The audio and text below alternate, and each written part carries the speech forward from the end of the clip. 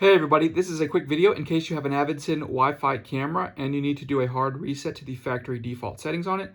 Now you might want to do this for one of two reasons.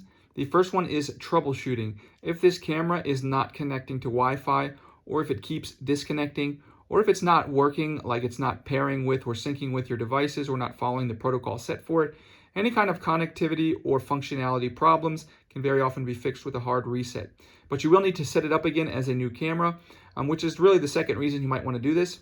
If you want to set this camera up in a new space or on a new device, on a new Wi-Fi network, we can just go ahead and reset it to its factory default settings, out of the box settings, so that we can set it up as new.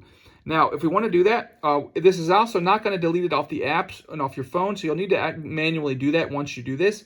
But what we want to do is we want to find this cable here and find the reset button that's on the end of the cable. And what we can do is we can press and hold the reset button for about 10 seconds, at which point the camera will beep. We can let go, give it about 30 seconds to complete its reset, and then we can set it up and configure it as a brand new camera.